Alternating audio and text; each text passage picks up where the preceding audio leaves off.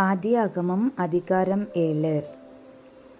கர்த்தர் நோவாவை நோக்கி, நீயும் உன் வீட்டார் அனைவரும் பேழைக்குள் பிரவேசியுங்கள். இந்த சந்ததியில் உன்னை எனக்கு முன்பாக நீதிமானாக கண்டேன்.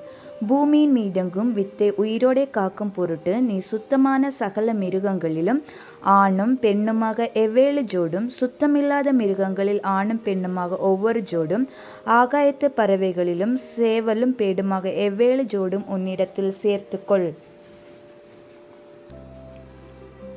இன்னும் 7 நாள் சென்ற பின்பு 40 நாள் இரவும் பகலும் பூமியின் மேல் மழையை வருஷிக்க பண்ணி, நான் உண்டாக்கின ஜீவ ஜந்துக்கள் அனைத்தையும் பூமியின் மேல் இராதபடிக்கு நிக்கிரகம் பண்ணுவேன் என்றார்.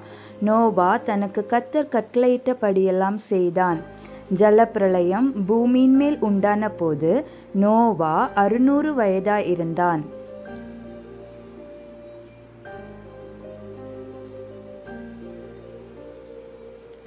ஜலப்பிரளயத்துக்கு தப்பும்படி நோவாவும் அவனோட கூட அவன் குமாரரும் அவன் மனைவியும் அவன் குமாரரின் மனைவிகளும் பேழைக்குள் பிரவேசித்தார்கள்.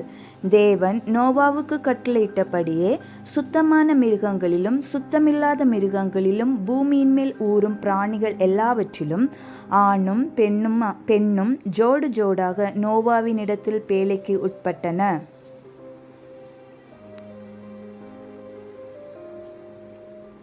7 நாள் சென்ற பின்பு பூமியின் மேல் ஜல பிரளயம் உண்டாயிற்று. நோவாவுக்கு 600ஆம் வயதாகும் வருஷம் 2ஆம் மாதம் 17ஆம் தேதியாகிய அந்நாளிலே மகா ஆழத்தின் ஊற்றுக்கண்களெல்லாம் பிளந்தன, வானத்தின் மதகுகளும் திறவுண்டன. 40 நாள் இரவும் பகலும் பூமியின் மேல் பெருமழை பெய்தது.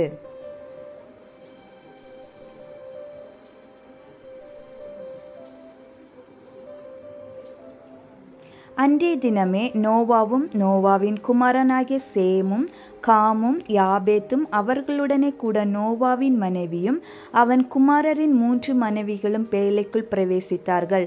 அவர்களோட ஜாதி ஜாதியான சகலவித காட்டு மிருகங்களும் ஜாதி ஜாதியான சகலவித நாட்டு மிருகங்களும் பூமியின் மேல் ஊறுகிற ஜாதி ஜாதியான சகலவித ஊரும் பிராணிகளும் ஜாதி ஜாதியான சகலவித பறவைகளும் பலவிதமான சிறகுள்ள சகலவித பட்சிகளும் பிரவேசித்தன. இப்படியே ஜீவ சுவாசமுள்ள மாம்ச ஜந்துக்கள் எல்லாம் ஜோடு ஜோடாக நோவாவினிடத்தில் பேழைக்குள் பிரவேசித்தன. தேவன் அவனுக்கு கட்டளையிட்டபடியே ஆணும் பெண்ணுமாக சகலவித மாம்ச ஜந்துக்களும் உள்ளே பிரவேசித்தன. அப்பொழுது கர்த்தர் அவனை உள்ளே விட்டு கதவை அடைத்தார். ஜலப்பிரளயம் 40 நாள் பூமியின் மேல் உண்டான போது ஜலம் பெருகி பேழையை கிளம்ப பண்ணிற்று. அது பூமிக்கு மேல் மிதந்தது. ஜலம் பெருவெள்ளமாகி பூமியின் மேல் மிகவும் பெருகிற்று. பேழையானது ஜலத்தின் மேல் மிதந்து கொண்டிருந்தது. ஜலம் பூமியின் மேல் மிகவும் அதிகமாய் பெருகினதினால் வானத்தின் கீழ் எங்குமுள்ள உயர்ந்த மலைகளெல்லாம் மூடப்பட்டன. மூடப்பட்ட மலைகளுக்கு மேலாய் 15 முழ உயரத்திற்கு ஜலம் பெருகிற்று.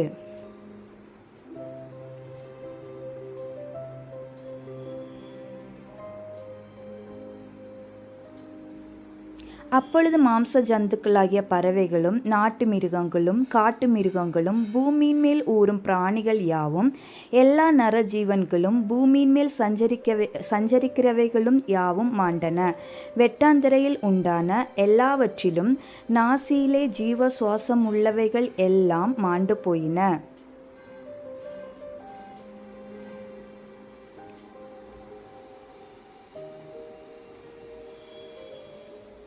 மனுஷர் முதல் மிருகங்கள் ஊரும் பிராணிகள் ஆகாயத்து பறவைகள் பரியந்தம் பூமியின் மேல் இருந்த உயிருள்ள வஸ்துக்கள் யாவும் அழிந்து அவைகள் பூமியில் இராதபடிக்கு நிக்கிரமாயின. நோவாவும் அவனோட பேழையில் இருந்த உயிர்கள் மாத்திரம் காக்கப்பட்டன.